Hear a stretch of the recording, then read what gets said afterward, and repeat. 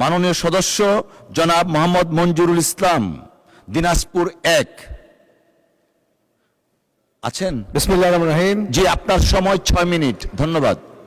বিসমিল্লাহির রহমানির রহিম। মাননীয় স্পিকার, আপনাকে ধন্যবাদ। অনেক দিন পর আমি সুযোগ পেলাম, আমাকে সুযোগ দেওয়ার জন্য আপনাকে অসংখ্য ধন্যবাদ। মাননীয় স্পিকার, আমি দিনাজপুর জেলার বীরগঞ্জ ও কাহারোল উপজেলার যে আসনটি দিনাজপুর 1-এর নির্বাচিত এমপি, আমি একটি অবহেলিত এলাকাকে রিপ্রেজেন্ট করছি এখানে। আমি প্রথমেই ধন্যবাদ জানাই আমার এলাকাবাসীকে, বীরগঞ্জ কাহারোলের মানুষকে, যে আসনটিতে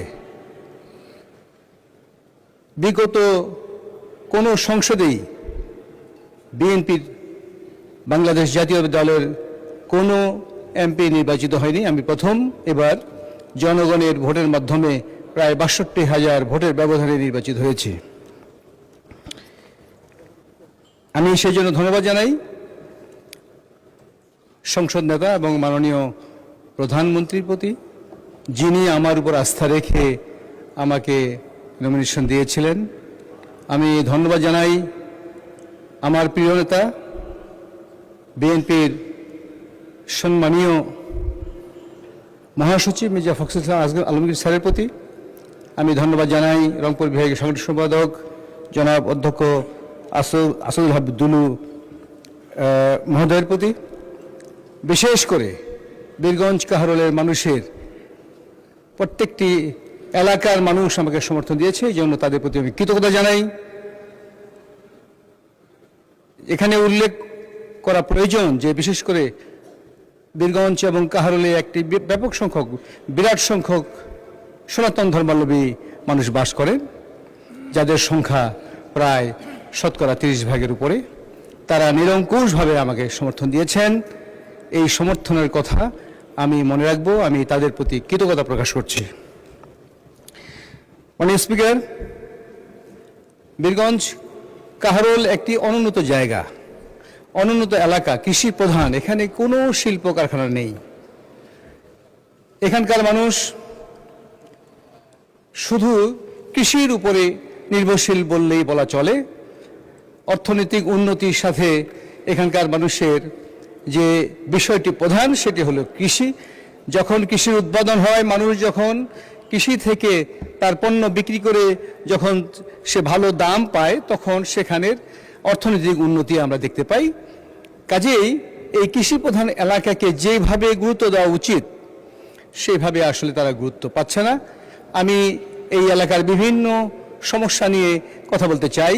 মূলত আমাদের এলাকায় 2টি হাসপাতাল আছে, যেটি একটি বিরাট ইস্যু, যে এই হাসপাতাল বীরগঞ্জে আছে 50 শয্যার এবং কাহারোলে আছে 30 শয্যার।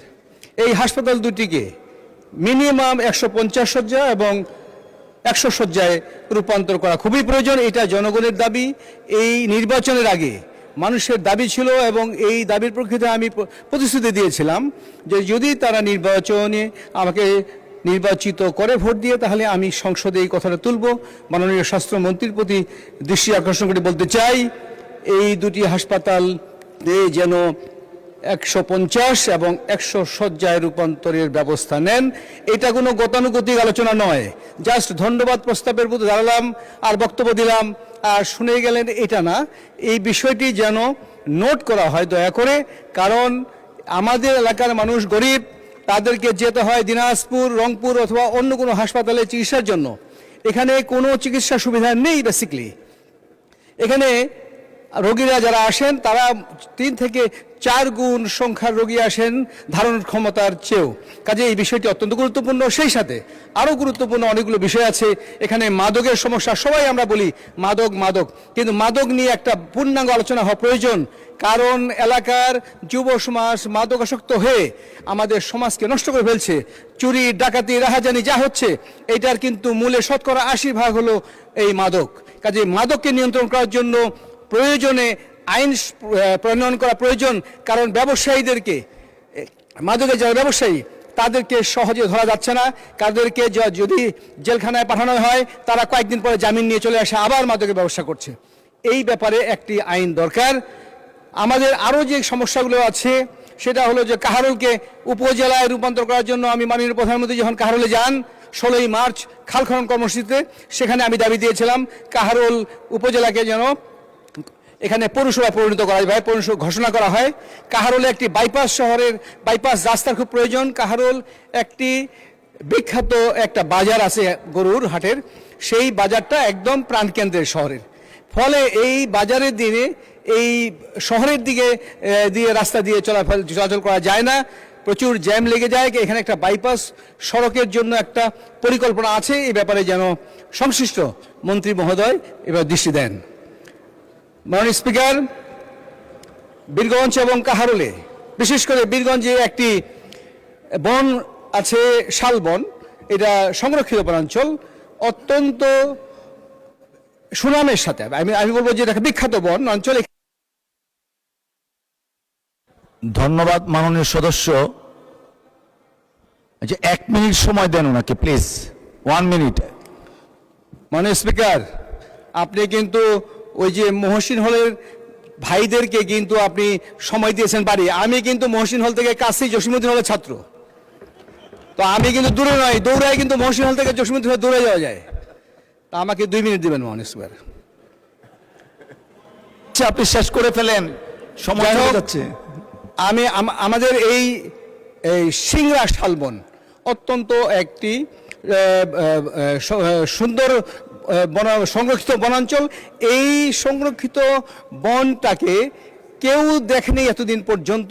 এই বনটাকে তার অনেক জমি এখন মানুষ দখল করে নিয়েছে। এই বনের ভিতর দিয়ে নদী প্রবাহিত আছে। এইটাকে যদি সুদৃষ্টি দেওয়া হয়, বিশেষ করে আমি মাননীয় সংশ্লিষ্ট মন্ত্রীকে দৃষ্টি আকর্ষণ করছি, এই বনাঞ্চলকে রক্ষা করা অত্যন্ত প্রয়োজন। সেই সাথে আরও একটি বন আছে বীরগঞ্জের মধ্যে। ধন্যবাদ মাননীয় সদস্য।